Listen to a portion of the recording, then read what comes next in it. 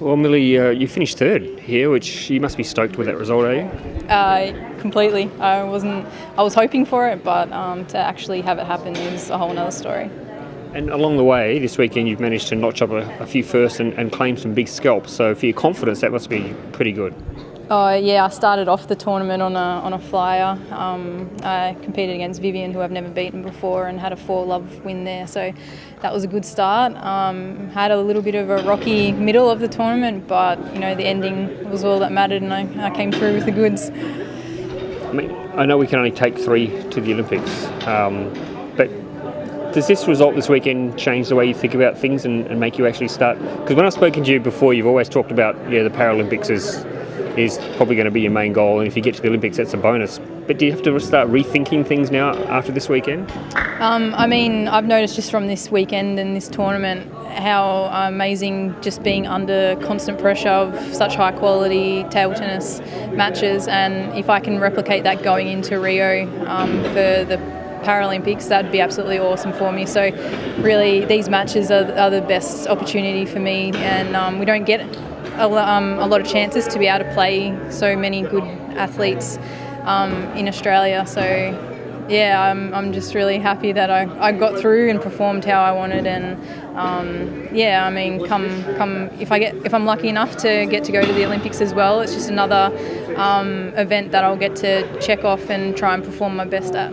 How are the nerves Today? Generally? Oh, generally? Yeah. Look, probably the second day or the end of the first day we were a bit up and down, but I know I've done the hard work, and I really trust everything in my team that I've got behind me. So at the end of the day, I backed myself. So yeah.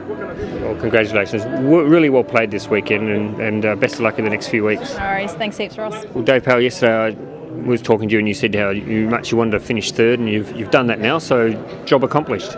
Yeah, it's been a really tough 3 days. The competition here has been really fierce, and I've had to battle through. And this morning, I was a little bit disappointed I didn't finish 1, 2, but just had to keep fighting, and I played well enough to scrape into number 3. So I'm really, really happy about that. I remember leading up to Commonwealth Games, and you knocked off William. You got up to that number 1 spot for a while. Tell me what it's been like for you since then and since Glasgow. Look, Glasgow was an amazing experience, and I think it's probably pushed me a little bit, further for trying to qualify for Rio. I have been overseas for 4 or 5 months, so that's probably helped, I guess, my game a little bit to come here and be match ready and to be able to get in that 3rd spot. But it definitely gave me some, motivation to come here and play well. The rest of the field are all obviously catching up, though, aren't they? Hemming and Chris, etc. They're snapping at your heels. In fact, now they're at this event, anyway, they finished in front of you. But it's pretty tight between the 3 of you. Absolutely, I think it's tight between almost all 8 of us here. Now that William Hensel is retired, I think the field is really quite close. And actually, I think myself and Wade Townsend are the only 2 players that were in the London qualifying that are in this qualifying. So that just shows you how many young players are coming up and improving. So it's definitely competitive. So that's why we've got to keep working hard, keep going away, and try and do our best. And how are you dealing with the stress of an Olympic year? As I said, I've been away for 4 months, so it's all been sort of focused on this event. I haven't really thought about Rio too much. I just want to take one step at a time, and this is one step, and I'll go to Bendigo next month, and I'll start basics, and try and play point after point after point, and not really focus on the outcome, just focus on the process, and I'll see what happens.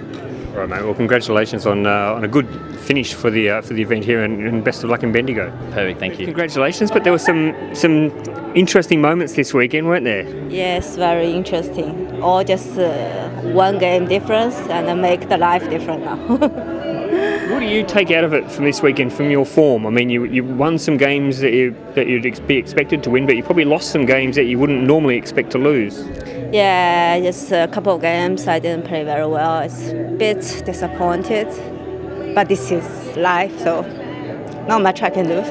But we all know as well how difficult the last 12 months have been for you, just getting training and all that sort of stuff. So is it a bit of a relief to get through this weekend? Oh yeah, big relief now. So happy. At least I have another chance to, for the Oceania qualification game. So hopefully I can make the single spot. So if I make the single spot, I still can go. So yeah, but at least one game finished. So one more game coming soon in Malaysia this weekend.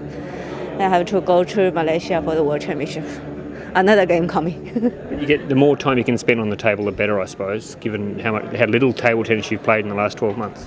Yeah, that's true. So yeah, this is another good warm-up match for me. So yeah, probably I will get it better before the Oceania Olympic trial. Well done, Viv. Congratulations. Thank you. Okay, Kane and Wade, they're off to Bendigo next month. Well done, chaps. Tough weekend, though. Tough weekend, Kane. Yeah, it was lots of hard matches. First day was actually, all of my matches went extremely close, so it was hard to keep up my level for the next 2 days, but I did well enough. Wade, I was talking to David Powell, and he was just talking about how close it is between all of you guys now in a group, from number 1 all the way down to number 8. You could throw a blanket over it on any given day. Did it feel like that this weekend? Yeah, it felt like everyone was in for a chance, which was, it's great that the levels that even, that close, and yeah, I mean, I was happy to get a spot to go to Bendigo, considering how even the playing field was.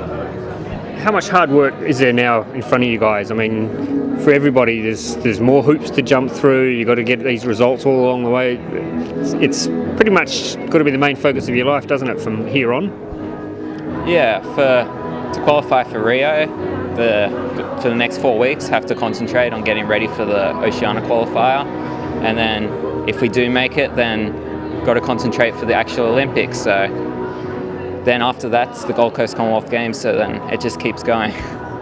Wade, can I ask you, do you guys talk about Rio much between you? Do you talk about what could happen and what you might have to do to get there?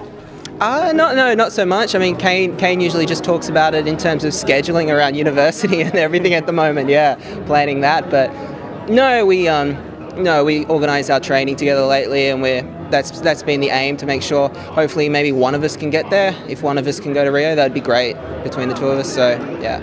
Well, first steps have been taken, so well done to both of you for that, and good luck in Bendigo in a couple of weeks. Thanks. Thank you.